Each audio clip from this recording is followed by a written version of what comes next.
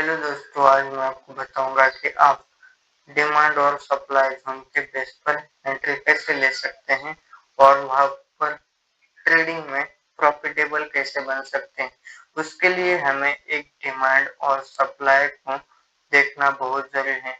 जब तक हम डिमांड और सप्लाई को नहीं समझेंगे तब तक हम मार्केट में प्रॉफिटेबल नहीं बन सकते हैं। इसके लिए हमें यहाँ पर डिमांड को समझना बहुत जरूरी है। यहाँ पर एक डिमांड आई है, मतलब ये फर्स्ट सुबह का मुंह है। इसको हम अगर यहाँ से यहाँ तक देखेंगे, यहाँ से यहाँ पर एक डिमांड आई है, उसके बाद यहाँ से मार्केट नीचे आए हैं और यहाँ से मार्केट अब यहाँ से मार्केट कितना ऊपर जाएगा ये हमें अगर देखना है तो हमें इस डिमांड को यहाँ पर लगा देना है।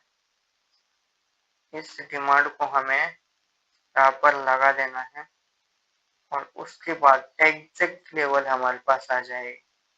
एग्जैक्ट लेवल ये आएगी, इस लेवल से हमें सेलिंग करनी है। यहाँ पर डिमांड खत्म हो जाएगी, उसके बाद हमें यहाँ पर सेलिंग का सेटअप देखना है। यहाँ पर हमारी एंट्री होगी, हमारा छोटा सा स्टॉप लॉस रहेगा 4-5 पॉइंट का है, फिर 10 पॉइंट का स्टॉप लॉस रखते हैं। यहाँ पर तो छोटा स्टॉप लॉस बन रहा है 6 पॉइंट का, 6-7 पॉइंट का।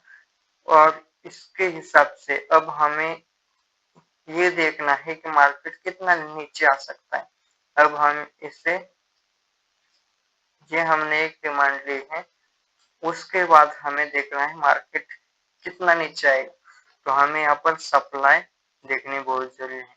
यहाँ पर सप्लाई देखने के लिए हमें ये यहाँ पर एक सप्लाई आई है, इसको ही हम यहाँ पर ले लेंगे। इस लेवल से हम इस लेवल तक ये जो सप्लाई है इसको हम यहाँ से ड्रॉ किया है। हम यहाँ पर हमने इसको ड्रॉ किया है। उसके बाद हमने हमारी यहाँ पर एंट्री हुई है, इस लेवल से हमने यहाँ पर सप्लाई लगा दी है। और सप्लाई लगाने के बाद यहाँ पर हम एक जोन क्रिएट करते हैं। इस जोन तक हमारा प्रॉफिट रहेगा, मतलब यहाँ पर हम प्रॉफिट बुक कर सकते हैं। हमारा रिस्क रिवॉर्ड 1:8 है, मतलब हमारी रिस्क है 6 पॉइंट की और हमारा प्रॉफिट है 53 पॉइंट का, 53 पॉइंट का हमारा प्रॉफिट होगा। इस हिसाब से हमें एंट्री लेनी है। डिमांड और सप्लाई के बेस पर हमें अगर एंट्री लेना सीखना है तो हमें सोच समझकर बहुत ही अच्छा नॉलेज लेकर मार्केट में आना है। उसके बाद हम ऐसे एंट्री ले सकते हैं। उसके बाद हमें देखना है कि सबसे पहले हमने यहाँ से डिमांड ली थी। अब सबसे पहले हमने यहाँ से डिमांड ली थी और यहाँ पर लगाए थे। उसके बाद हम इस डिमांड को यहाँ तक ले लेंगे।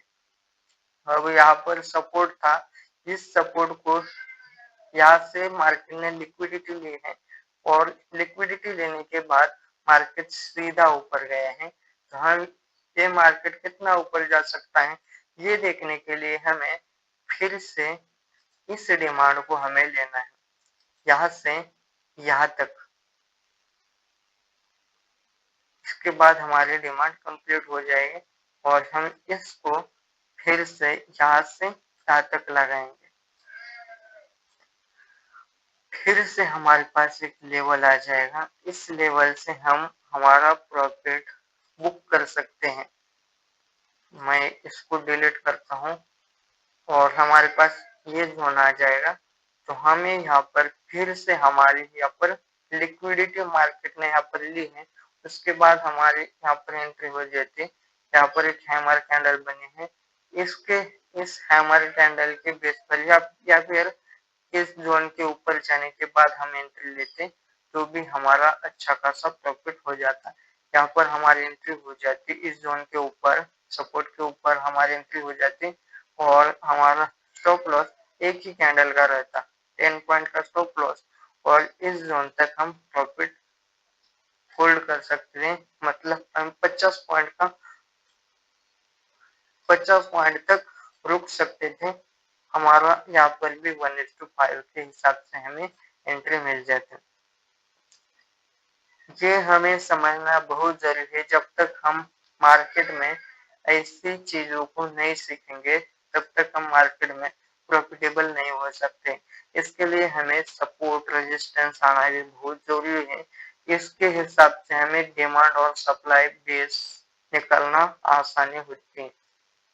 सपोर्ट रेजिस्टेंस आने के बाद हमें डिमांड और सप्लाई निकालना बहुत आसान हो जाता है।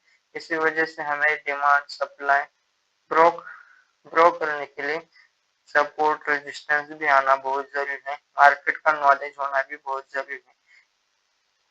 यहाँ पर हमने एंट्री जो ली है, वही एंट्री 1:8, 1:8, 1:5 के हिसाब से ही हमारा प्रॉफिट होगा। तो उसके हिसाब से ही हमें एंट्री लेनी है। यहाँ पर हमारी एंट्री नहीं बनती, यहाँ पर भी हमारा नहीं एंट्री बनती। यहाँ पर लगभग 9:53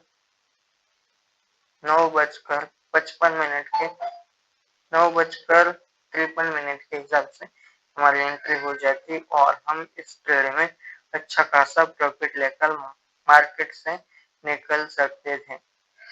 उसके बाद यहाँ पर मार्केट साइडवेज हो गए हैं और साइडवेज होने के बाद फिर से मार्केट ने ब्रेकडाउन किया है। उसके बाद यहाँ पर छोटा सा जोन बनाकर मार्केट ने फिर से ऊपर छलांग लगाए हैं। तो इस बात को हम ऐसे साइडवेज मार्केट में ट्रेड ना करें, यही हमारी समझदारी है। हमें ट्रेंड के साथ रहना ही बहुत जरूरी है। जब तक हम ट्रेंड के साथ नहीं रहेंगे, तब तक हम मार्केट में प्रॉफिटेबल नहीं बन सकते हैं।